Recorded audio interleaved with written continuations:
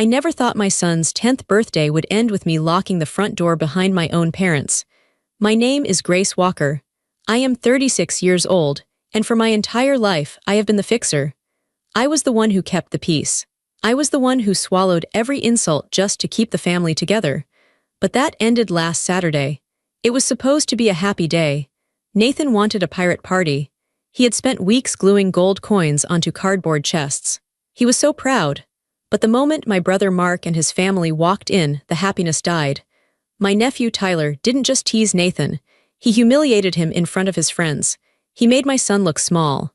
I looked at my parents. I waited for them to step in. I waited for them to defend their grandson. Instead, they laughed. They actually stood there and laughed while my son held back tears. That was the moment something inside me finally broke. I threw them all out. Later that night, my mother sent me a text message. "You're cut off." She thought she was hurting me. She didn't realize that she had just started a war she couldn't win. But before I tell you how everything flipped, like and subscribe, drop a comment. Where are you watching from? My name is Grace Walker, a 36-year-old single mother living in a quiet suburban house in a small town. To understand why I locked that door, you have to understand the money. But it wasn't just about the money. It was about what the money represented. It was about 36 years of being the invisible child. I have always been the responsible one. In every family, there seems to be one person who is the designated fixer. That was me. If the internet went down at my parents' house, I was the one who drove over to fix it. If mom forgot to buy a gift for a cousin's wedding, I was the one who went to the store, bought it, wrapped it, and signed her name on the card. I did these things because I thought that was how you earned love. I thought that if I was useful enough, eventually, they would look at me the way they looked at my brother, Mark. Mark was the golden boy. He was 2 years older than me. He was loud, charming, and irresponsible. He made mistakes and my parents laughed them off. "Oh, that's just Mark being Mark," my dad would say, slapping him on the back. When I made a mistake, it was a lecture. It was a disappointment. 2 years ago, that dynamic stopped being just emotional and became financial. My parents ran a plumbing supply business. My grandfather started it, and my dad took it over. It was their pride and joy. But my dad wasn't great with numbers. He was good at shaking hands and having lunch with contractors, but he was terrible at managing cash flow. I remember the night they asked me for the money. It was a Tuesday. I had just put Nathan to bed. My husband David had passed away 3 years prior in a car accident. I was a single mom, working as a remote project manager for a tech firm. I had savings, but that money was for Nathan. It was his college fund. It was our safety net. My parents came over to my small house. They sat at my kitchen table. My mom looked pale. My dad wouldn't meet my eyes. "We're in trouble, Gracie," my dad said. He used the nickname he only used when he wanted something. "The business. We hit a rough patch. Suppliers are holding shipments. If we don't pay them by Friday, we go under." I felt a cold knot in my stomach. "How much?" I asked. $38,000, my mom whispered. I choked on my tea. $38,000, Dad, that's a huge amount of money. "It's just a loan," he said quickly. He reached across the table and covered my hand with his. His hand was rough and warm. I wanted so badly to believe him. "Just for 6 months. Once the big contract with the city comes through in the spring, we'll pay you back with interest. I promise, Gracie. You're saving the family legacy." The family legacy.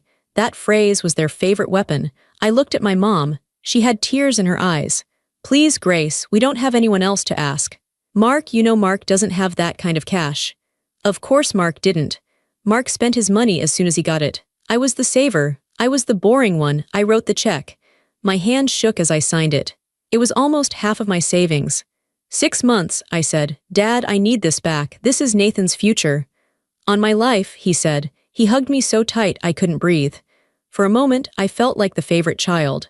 I felt like the hero. That was 2 years ago. 6 months passed. I asked about the money.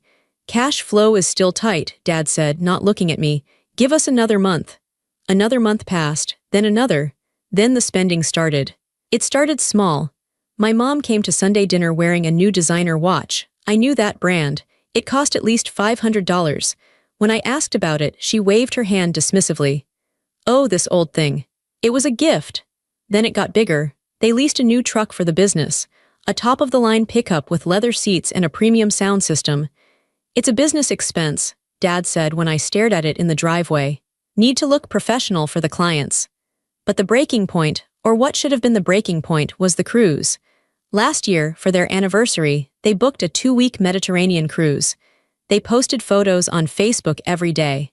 Photos of them drinking expensive wine in Italy. Photos of them on a private boat in Greece. I sat in my living room, scrolling through the pictures on my phone. I felt sick. I was clipping coupons to buy groceries. I was driving a 7-year-old sedan that needed new brakes. And there were my parents, spending my son's college money on a European vacation. When they got back, I confronted them. I went to their house. I stood in their living room, surrounded by the souvenirs they had brought back. How could you? I asked. You owe me $38,000. You said you were broke. My dad sighed like I was being unreasonable. Grace, don't be dramatic. Everyone needs a break. We were stressed. The business is doing better, but we need to maintain our image. We'll pay you. Stop counting pennies, it's unbecoming. Unbecoming. That was the word that stuck with me. It was unbecoming to ask for my own money back. It was unbecoming to expect them to keep a promise. I looked at Mark. He was there, sitting on the couch, eating a sandwich. He had a new set of golf clubs leaning against the wall. Did you borrow money from Mark? I asked. Mark laughed. No way, sis, I'm smart with my cash. My mom chimed in. Mark has his own expenses, Grace. He has a family to support. I have a family too, I said. I have Nathan. Nathan is fine, Mom said. He's just one boy. Mark has Tyler. Tyler needs private camps. He needs tutoring. It's different. It wasn't different, but in their eyes it was. Mark's son Tyler was the heir. He was the next man of the family. Nathan was just Grace's son. I left their house that day without a check. I drove home crying. I promised myself I would stop helping them. I promised myself I would demand the money, but I didn't. I kept waiting. I kept hoping they would do the right thing. I continued to handle their payroll software because Dad couldn't figure it out. I continued to negotiate with their suppliers when they got into arguments. I kept the business running from the sidelines, unpaid and unappreciated, because I was terrified that if the business failed, I would never see my money again. I was trapped. I was the bank, the free labor, and the punching bag. And then came Nathan's birthday. Saturday morning started perfectly. The sun was shining. The air was warm but not humid. It was the kind of day you pray for when you plan an outdoor party. Nathan was vibrating with excitement. He was turning 10, double digits. To him, this was a massive milestone. For months, he had been obsessed with pirates. We had watched every pirate movie. We had read books about treasure maps. We spent weeks making the decorations. We didn't have a big budget, so we made everything by hand. We took old cardboard boxes and painted them to look like treasure chests. We went to the dollar store and bought bags of chocolate gold coins. I baked the cake myself, a 3-layer chocolate cake with black frosting and a skull and crossbones made of white fondant. It wasn't professional, but Nathan looked at it like it was a masterpiece. It's perfect, Mom, he had told me that morning, hugging my waist. By 1 p.m., the backyard was full of kids. 10-year-old boys were running around with foam swords, screaming and laughing. It was chaotic and loud and wonderful. I felt a rare moment of peace. I had done it. I had given him a good day. Then, at 2 p.m., the driveway gravel crunched. My parents' large SUV pulled in. Behind them was Mark's flashy sports car. They were late, as usual. My stomach tightened. It always did when they arrived. I wiped my hands on my apron and walked to the gate to greet them. Happy birthday, my mom called out. She was wearing a white dress, which seemed like a risky choice for a kid's party, but she looked immaculate. Dad was wearing his weekend plumbing tycoon outfit, polo shirt, and expensive sunglasses.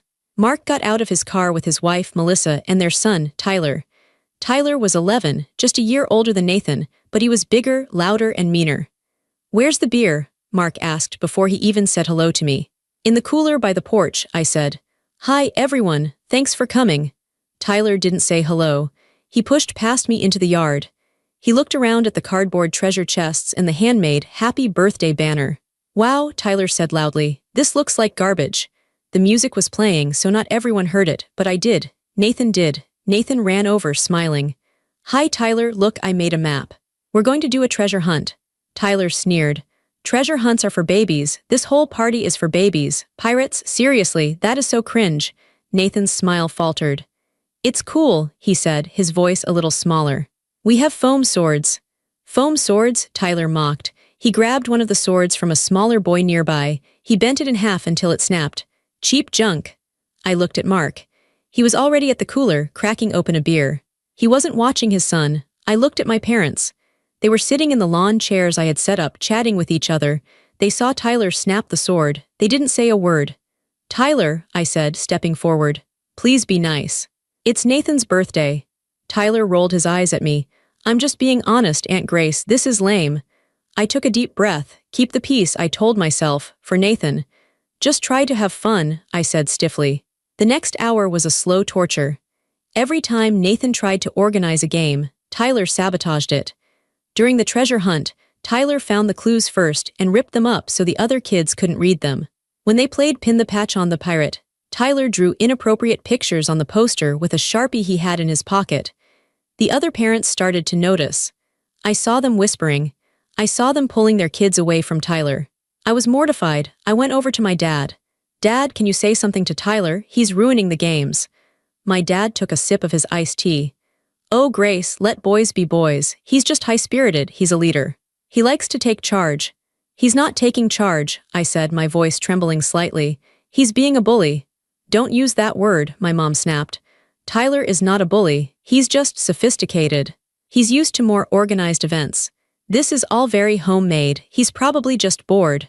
Homemade. She said it like it was a dirty word, like my effort was an embarrassment. I walked away before I screamed. I went to the kitchen to get the cake. I lit the candles. I took a moment to compose myself. Just the cake, I thought. We'll do the cake, open gifts, and then they will leave. I carried the cake out. Everyone started singing Happy Birthday. Nathan sat at the head of the table. He was wearing the pirate hat he had made himself. It was construction paper and glue, lopsided and covered in glitter. He loved that hat. As I set the cake down, Tyler walked up behind Nathan. Make a wish, someone shouted. Nathan closed his eyes. He took a deep breath. Before he could blow out the candles, Tyler reached out and snatched the pirate hat off Nathan's head. Nice hat, dork, Tyler yelled. He didn't just take it. He spun around and threw it. He threw it hard. It sailed over the fence and landed on the roof of the garage. The singing stopped. The backyard went dead silent. Nathan sat there.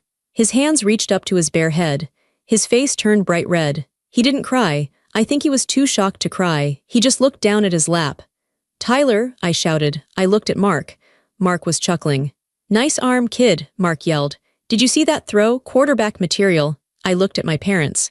My dad was smiling. My mom was covering her mouth, giggling. It was a funny throw, Grace, my mom said, seeing my face. It's just a paper hat. Don't be so sensitive. Look at Nathan, he knows it's a joke. I looked at Nathan. He wasn't laughing, he was shaking. He stood up abruptly and ran. He ran past the swing set, past the shed, disappearing into the narrow space between the shed and the back fence. Nathan, I called. I turned to my family. Are you kidding me? You think that's funny? Oh, lighten up, Melissa, Mark's wife said. She was scrolling on her phone. Tyler is just playing. Nathan needs to toughen up if he's going to make it in the real world. I felt something snap in my chest. It wasn't a loud snap. It was a quiet, heavy thud. It was the sound of the final tether breaking. Excuse me, I said. I walked to the shed. I found Nathan sitting on the dirt, hugging his knees. He was trying so hard not to make a sound, but his shoulders were shaking. I knelt down in the dirt beside him. I didn't care about my dress. Nate, I whispered. He looked up at me. His face was wet. Mom, he choked out. Did I do something wrong? Why does he hate me? My heart shattered into a million pieces. Then those pieces instantly reformed into something harder, something sharp like steel. No, baby, I said. You did nothing wrong. You are perfect. And I am going to fix this. I kissed his forehead. I stood up. I wiped the dirt off my knees. I wasn't Grace the peacekeeper anymore. I wasn't Grace the doormat. I walked back to the party. I walked straight to the Bluetooth speaker and pressed the power button. The music cut out instantly. The sudden silence was heavy. Everyone turned to look at me. The other parents, the kids, and my family. My face felt hot, but my hands were cold. I felt remarkably calm. It was the calm of a soldier who has just decided to pull the pin on a grenade. I stood in the center of the patio. Mark, Melissa, Tyler, Mom. Dad, I said their names clearly. Get out. My mom blinked. She laughed nervously. What? Get out, I repeated. My voice didn't shake. Leave my house, now. Mark set his beer down on the table with a clack. Whoa, Grace, take a pill. What's your problem? My problem, I said, pointing at the empty chair where Nathan had been sitting, is that you just allowed your son to humiliate mine. And you laughed, you all laughed. It was a joke, Mark shouted. He stepped toward me, trying to use his size to intimidate me. He had done this our whole lives. God, you are so dramatic, you're ruining the party. The party is over for you, I said. I looked him in the eye. I realized for the first time that he wasn't scary. He was just a bully who never grew up. Take your family and leave. My dad stood up. His face was red. Grace, you are making a scene in front of your guests. This is embarrassing. Apologize to your brother. No, I said. The word hung in the air. I had never said no to him, not like this. I am not the one who should be embarrassed, I said, looking around at the other parents. They were watching with wide eyes. Some of them looked supportive. One mom gave me a small nod. You came into my home, you ate my food, and you treated my son like dirt. I am done. Get out before I call the police. You wouldn't dare, Mom hissed. Her eyes were narrow slits. We are your parents. Then start acting like it, I shot back. I walked to the back gate and threw it open. I stood there, waiting. Melissa grabbed her purse. She looked furious. Come on, Mark, let's go. She's clearly having a breakdown. She's unstable. Unstable, I repeated. Sure, whatever helps you sleep. Tyler looked confused. He wasn't used to consequences. He looked at his dad, waiting for Mark to fix it.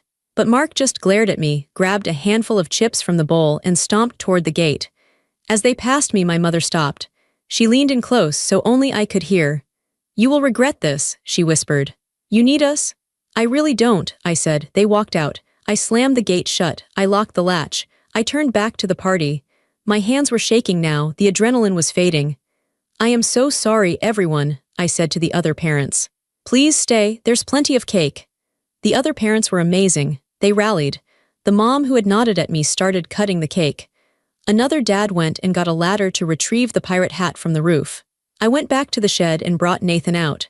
When he saw the hat back on the table and his friends eating cake, he smiled. It was a weak smile, but it was there. The rest of the party was quiet but nice. We didn't talk about what happened. We just let the kids play. That evening, after Nathan was asleep and the mess was cleaned up, I sat on my couch with a glass of wine. The house was silent. My phone buzzed. It was a text from Mom. I cannot believe you treated us like that. We have done everything for you. You are ungrateful and cruel. Until you apologize to Mark and to us, you are cut off from this family.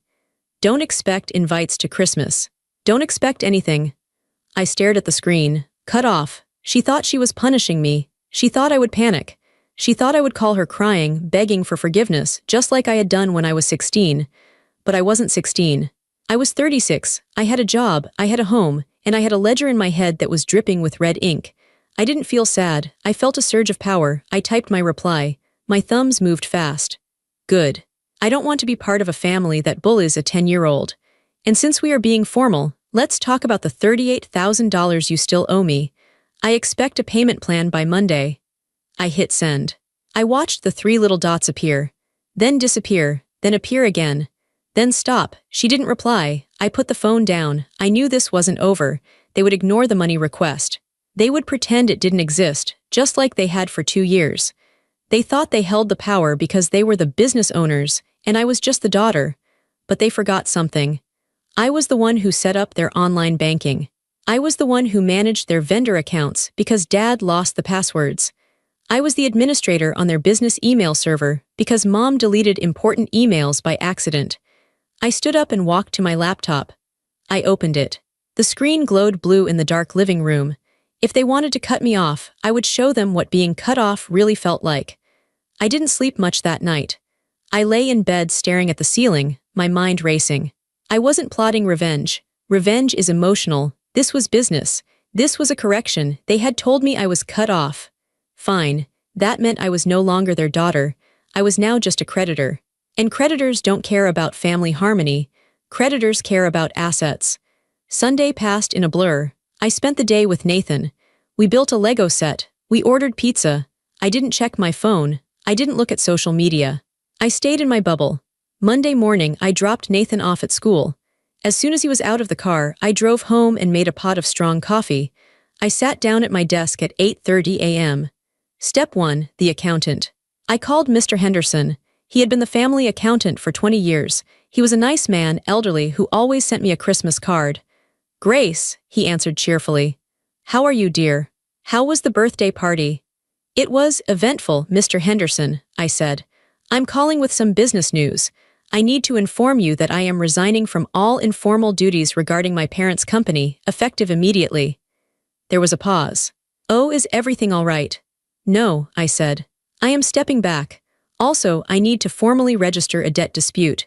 As you know, I loaned the company $38,000 2 years ago. I have the canceled check. I need that listed as a priority liability on the balance sheet. I'm preparing a formal demand letter."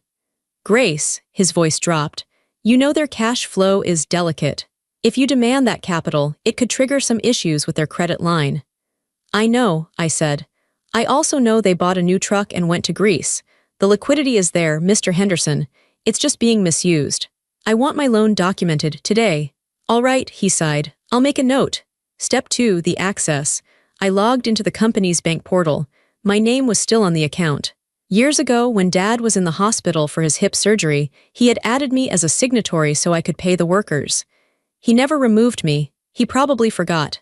I didn't take any money. That would be theft. I wasn't a thief. But I did change the access settings. I saw the authorized users list. Mark was on there with a company credit card. I looked at the transaction history. Gas stations, golf courses, liquor stores. Mark was treating the company account like his personal piggy bank. I clicked Suspend Card. Then I looked at the auto payments. There were auto payments set up for my parents' personal bills, their cable, their car insurance, their life insurance. I canceled them all. I wasn't stealing their money. I was simply ensuring that company funds were used for company business. If they wanted to pay their personal bills, they could write a check like everyone else. Step 3, the suppliers. This was the hardest part. I had built relationships with these people. I opened my email. I drafted a generic message to the 5 main suppliers: the pipe manufacturer, the fixture company, the tool distributor. Subject: Change of contact, Walker Plumbing Supply. Dear partners. Effective immediately. I, Grace Walker, am no longer handling accounts payable or logistics for Walker Plumbing Supply. Please direct all future invoices, past due notices, and shipping inquiries directly to owner James Walker at Dad's email or Mark Walker at Mark's email. I will no longer be responsible for authorizing payments or resolving disputes. Thank you, Grace. I stared at the send button. My finger hovered over the mouse. I knew what this would do.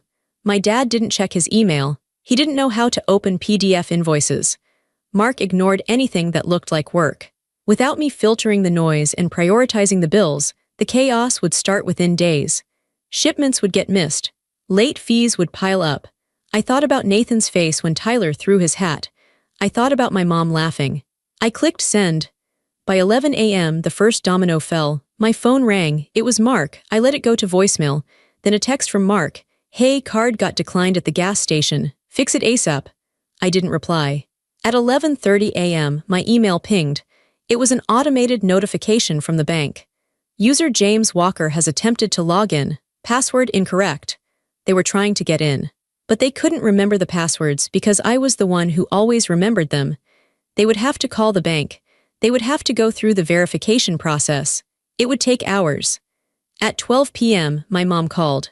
I watched the screen light up with her picture. It was a photo of us from years ago, smiling. I felt a pang of guilt. It was deep and sharp. Was I being too harsh? Was I destroying their livelihood? Then I remembered the text. "You are cut off."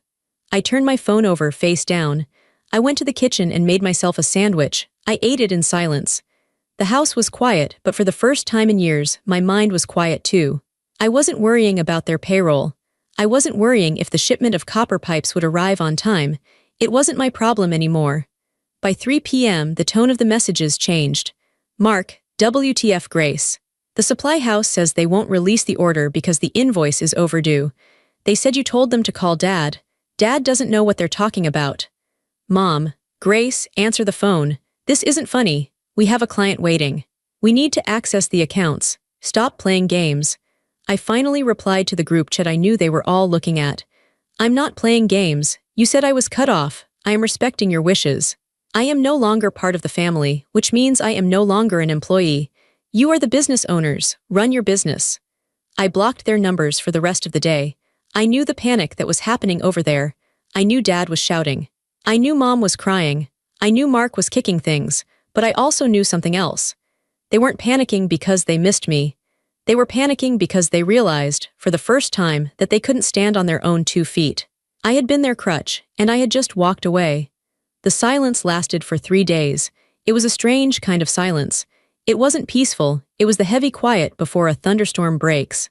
I kept my phone on Do Not Disturb, but I could see the notifications piling up.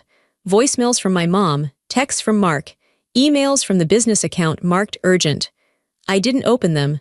I went to work. I cooked dinner for Nathan. I helped him with his math homework. For the first time in years, I was just a mother and an employee at my own job. I wasn't the shadow CEO of Walker Plumbing Supply. But you can't hide from a collapsing building forever. Eventually, the dust reaches you. On Thursday, the collapse became public. I was at the grocery store when my phone rang. It was a number I didn't recognize, but it was local. I answered it thinking it might be the school nurse. "Is this Grace Walker?" a deep voice asked.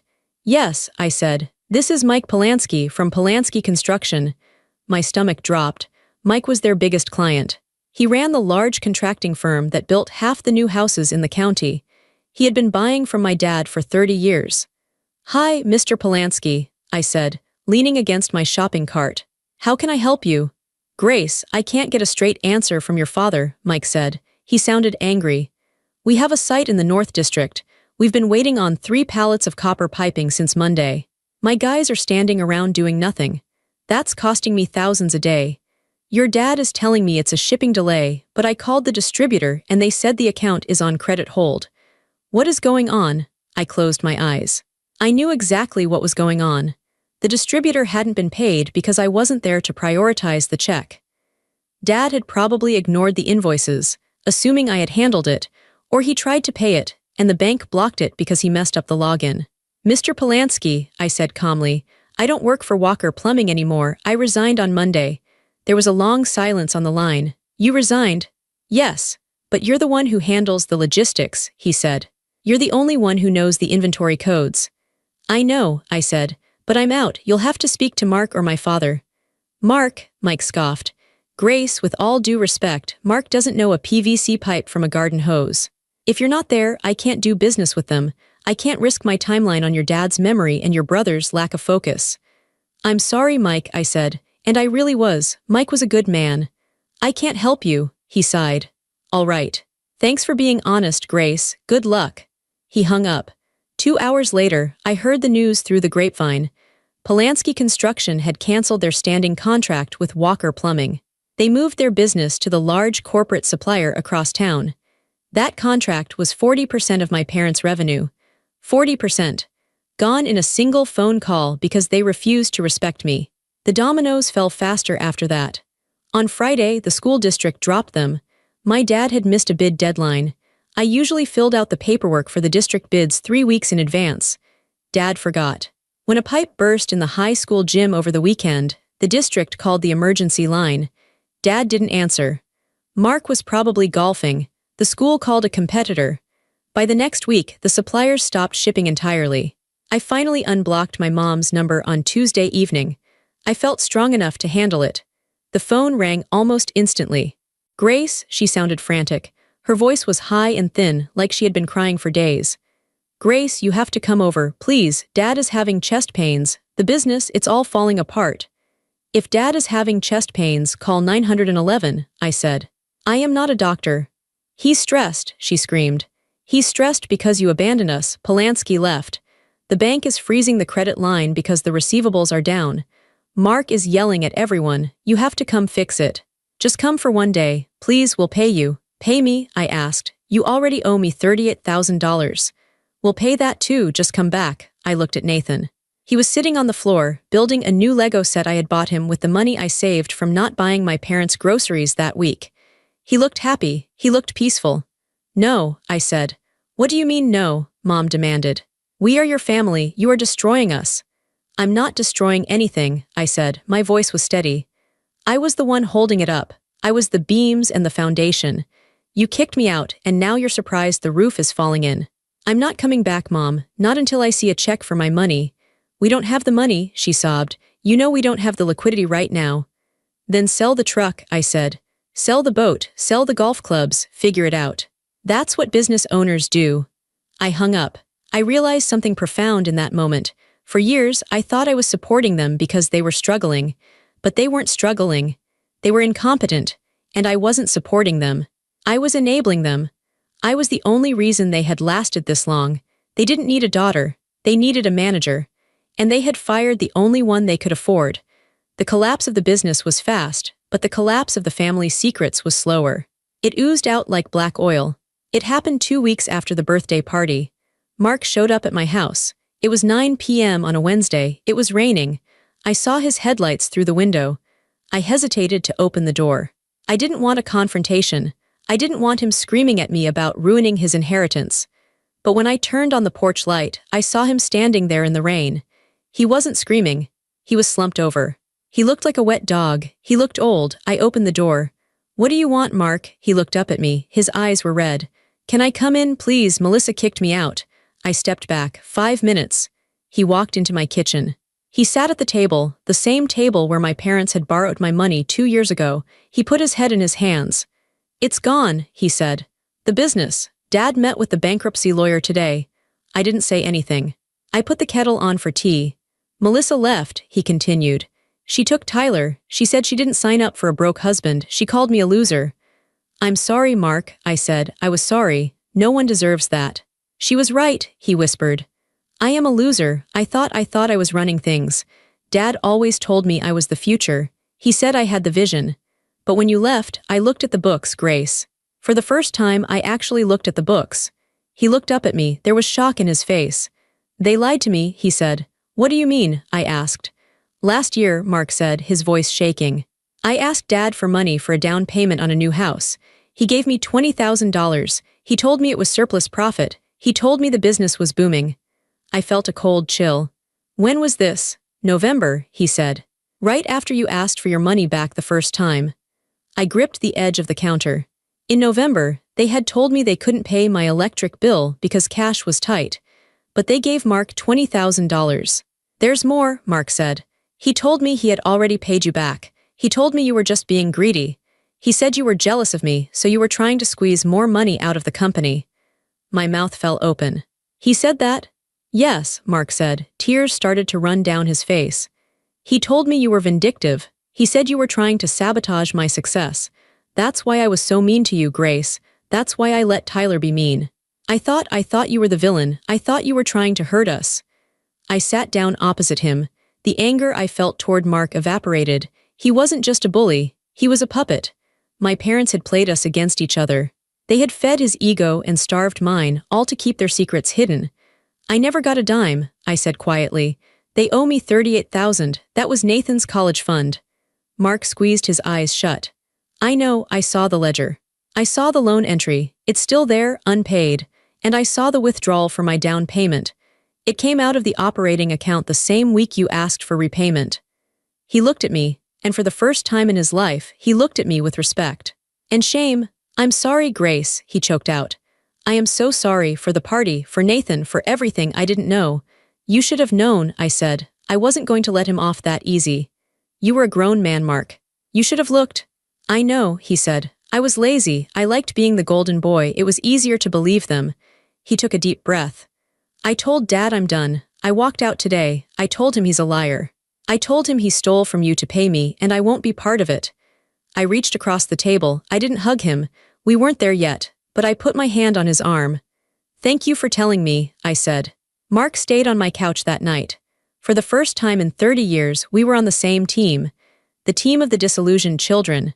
The fallout was ugly. It was small-town ugly, which is the worst kind. Word got around that Walker Plumbing was done. People talk. The employees who lost their jobs, good guys like Steve the warehouse manager, they talked. They told everyone that James Walker had run the business into the ground while taking European cruises. My parents stopped going to church. They couldn't handle the looks. They couldn't handle the whispers. Their reputation, which they valued more than their children, was shredded. I received a letter in the mail a week after Mark came to my house. It was a physical letter, written on my dad's personalized stationery. I stood by the mailbox at the end of my driveway and opened it. Grace, I hope you are happy. You have successfully destroyed the legacy that my father built. You turned your brother against us. You humiliated us in front of the community. You are cold and heartless. We are selling the business. It is a fire sale. We will get pennies on the dollar because of the mess you left us in. We are forced to sell the house too. We are moving to a condo in Florida. We cannot show our faces here. You have one. You have your revenge. I hope the money keeps you warm at night because you have no family left. Dad, I read the letter twice. A year ago, this letter would have broken me. I would have fallen to my knees in the driveway and cried. I would have driven to their house and begged for forgiveness. But standing there in the sunshine, listening to the birds chirp, I felt something different. I started to laugh. It wasn't a crazy laugh. It was a release. It was the sound of a prisoner realizing the cell door had been unlocked the whole time. He was blaming me. Even now, at the bitter end, he couldn't take responsibility. He couldn't admit that he was bad with money. He couldn't admit he lied.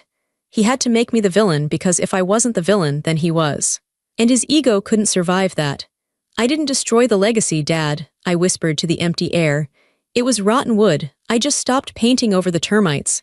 I walked back into my house. I put the letter in a drawer. I didn't burn it. I kept it. I wanted a reminder. I wanted proof that I had made the right choice. Later that day, I went to pick up Nathan from school. I saw Tyler sitting on the bench waiting for Melissa. He looked sad. He wasn't the loud, arrogant kid from the party. He looked small. Nathan saw him too. Mom, Nathan said, can I say hi to Tyler? I hesitated. He was very mean to you, Nate. I know, Nathan said, but he looks lonely. And Uncle Mark said Tyler is having a hard time. My son, he had a heart bigger than the ocean.